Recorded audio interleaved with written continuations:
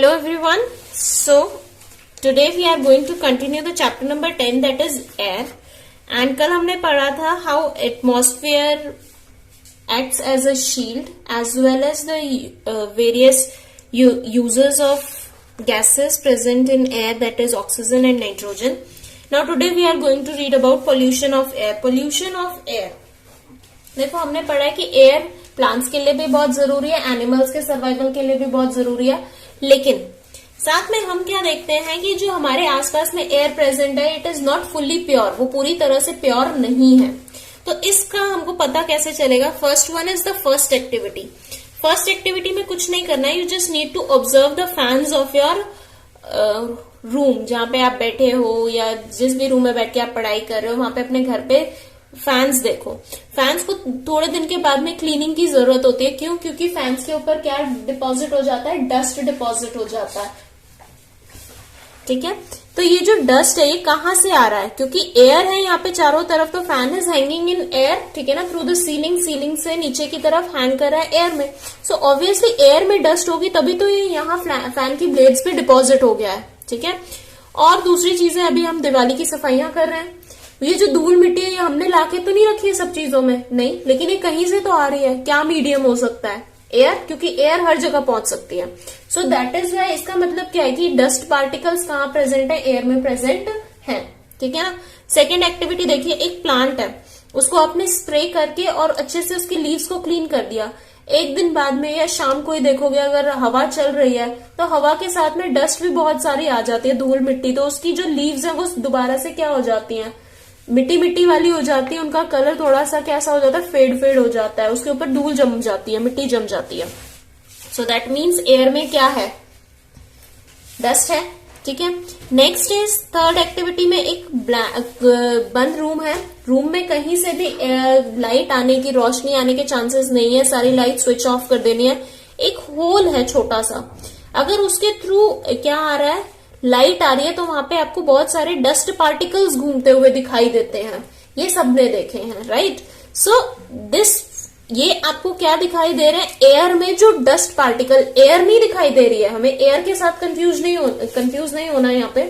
ये हमें एयर नहीं दिख रही है, we can not see air, लेकिन ये हमें क्या दिख रहा है? एयर में घूमते हुए डस्ट पार्टिकल्स दिखाई दे रहे हैं। ठीक है, तो देखिए इसका मतलब एक तो हो गया है। अब एक और एक्टिविटी है, पहले देख लेते हैं।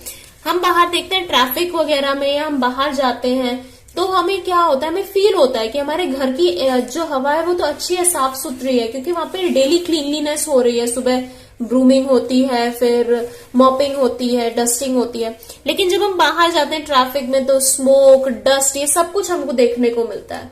ठीक है ना। सो दैट मीन्स इन चारों एक्टिविटीज का या ऑब्जर्वेशन का कंक्लूजन क्या है कि हमारे आसपास में जो एयर है इट इज नॉट प्योर। वो प्योर तो बिल्कुल नहीं है। क्या है? It is polluted. उसमें कुछ ऐसे एलिमेंट्स मिले हुए हैं जिनकी जरूरत नहीं है, डस्ट पार्टिकल्स है, स्मोक है। So that is pollution of air. इसको हम क्या बोलते हैं? Pollution of air. देखिए, all these observation show that the air we breathe is not always pure. जो एयर हम ब्रीथ कर रहे हैं वो हमेशा प्योर नहीं है। It contain impurities like dust and suit.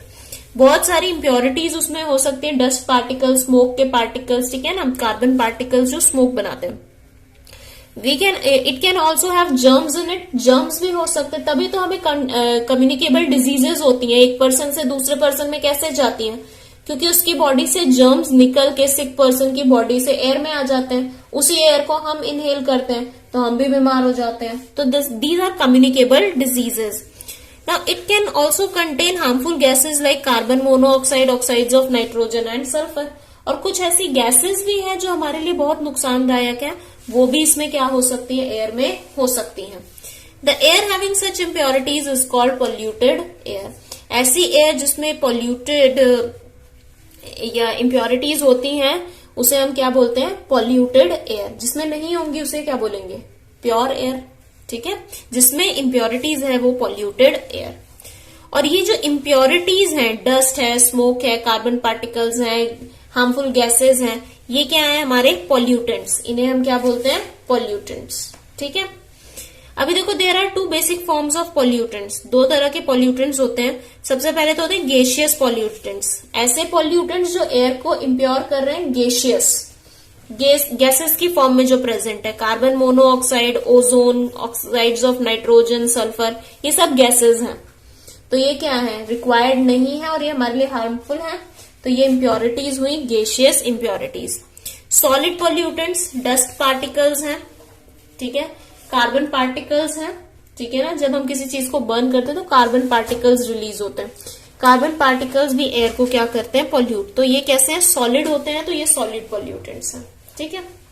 Next देखो, how does air get polluted. अब हमने ये तो देख लिया कि एयर पॉल्यूटेड है, लेकिन ये पॉल्यूट हो कैसे रही है। तो देखो, dust raised from the ground during dust storms. Dust storm जब आंधी तूफान आता है तो बहुत सारी मिट्टी जो है हवा में चली जाती है उड़ के, उसकी वजह से क्या हो रहा है, एयर क्या हो रही है, पॉल्यूट हो रही है, ठीक है।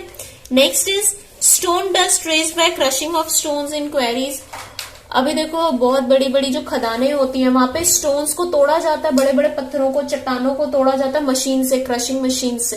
तो उनको जब क्रश करते हैं तो उसका बहुत सारा धूल मिट्टी निकलता है। अपने घर पे जब आपके घर में टाइल्स या मार्बल्स लगते हैं, ठीक है ना, तो मार्बल जब लगाया जाता है या तो उस टाइम पे उसकी घिसाई होती है, क्रशिंग किया जाता है उसको, ठीक है ना, उससे भी कितना सारा डस्ट निकलता है। तो वो भी एक सोर्स है किसका, एयर पॉल्यूशन का, ठीक है।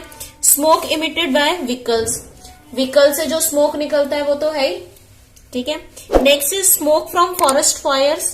फॉरेस्ट फायर से भी स्मोक निकल रहा है, जंगलों में आग लग जाती है। मेक्सिको में भी रिसेंटली 1-2 साल पहले बहुत ज्यादा आग लगी थी, ठीक है ना, फॉरेस्ट फायर जो अपने आप बिल्डअप हो जाती हैं। तो फॉरेस्ट फायर की वजह से जो स्मोक निकल रहा है वो भी पोल्यूशन का एक सोर्स है, ठीक है।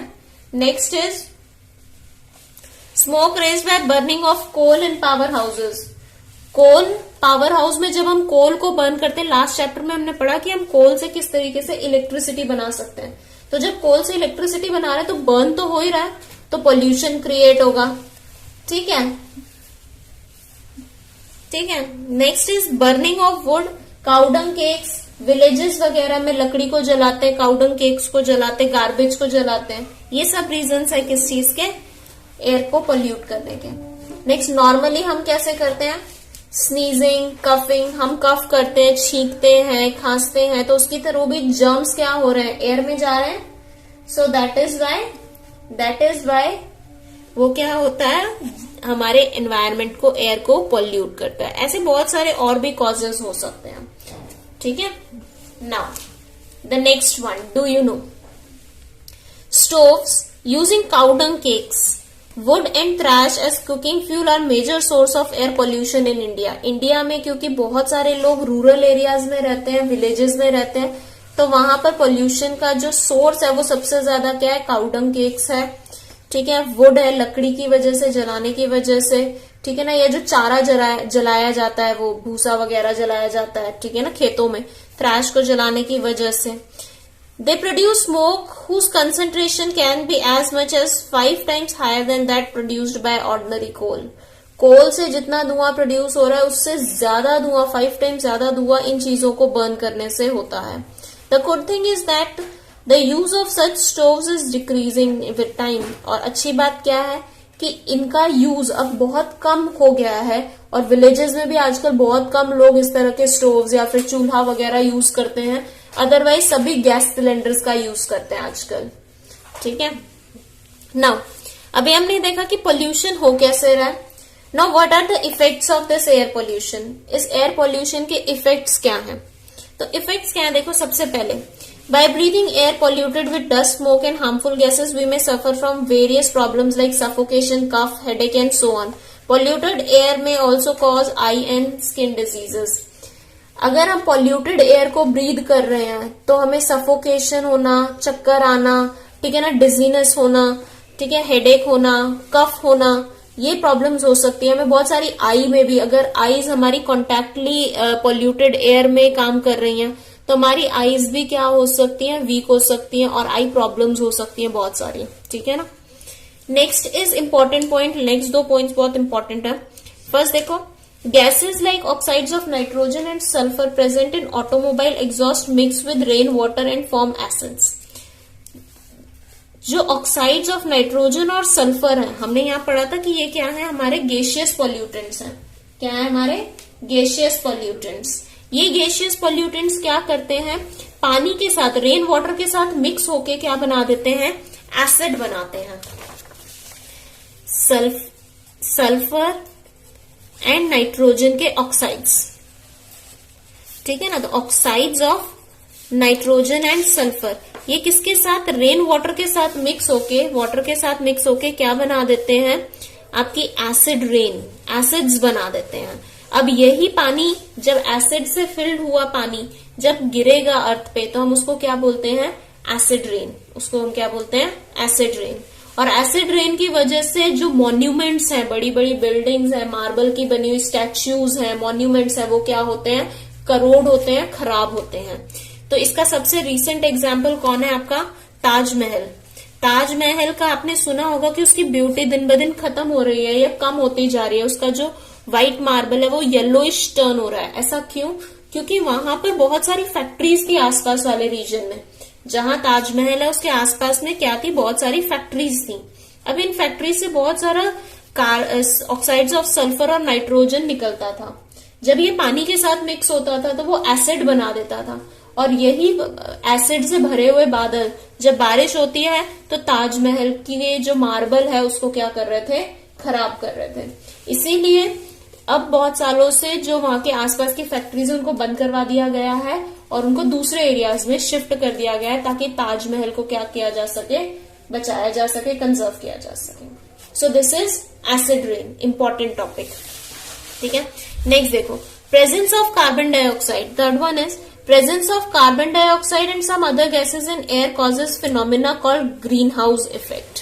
अब एक ग्रीन हाउस इफेक्ट का सबसे अच्छा एग्जाम्पल है, आप लोग जब अपने स्कूल बसेस में बैठने के लिए जाते हो at the time of dispersal के टाइम पे जब आप लोग अपने स्कूल बसेस में बैठने के लिए जाते हो, तो धूप में अगर स्कूल बस खड़े हुए थे और गर्मियों के दिनों में स्पेशली, तो आपको क्या फील होता है, जैसे आप एंटर करते हो कि वहां बाहर से ज्यादा गर्मी है, क्योंकि उसके क्या है, ग्लासेस, विंडोज सब बंद थे, डोर बंद था और धूप में खड़ी हुई थी।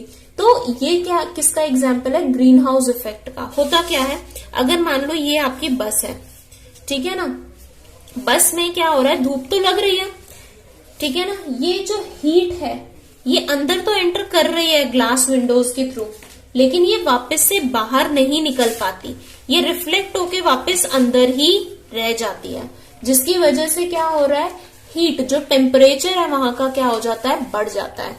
तो जब आपकी कार, अगर आप कार को थोड़ी देर गर्मियों के दिनों में धूप में खड़ा कर दो बंद करके उसकी विंडोज, ठीक है ना, तब भी आपको ये फील होगा जब आप अचानक से जाकर बैठोगे कि बाहर से ज्यादा गर्मी अंदर होती है, ठीक है ना, और बसेस वगैरह में भी। So this is green house effect. ये किसकी वजह से हो रहा है, देखो, कार्बन डाइऑक्साइड जो हमारे अर्थ में एक गैस है, दैट इज एटमॉस्फेयर में एक गैस है कार्बन डाइऑक्साइड।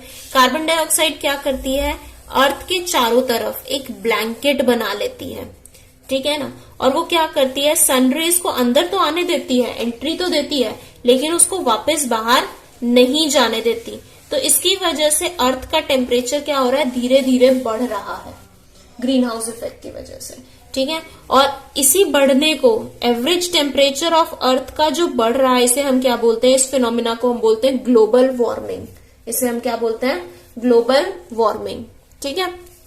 अभी देखो, एक्स्ट्रा इंक्रीज, ग्लोबल वार्मिंग क्या है, extra increase in average temperature of earth, जो एक्स्ट्रा टेम्परेचर बढ़ रहा है हमारे अर्थ का।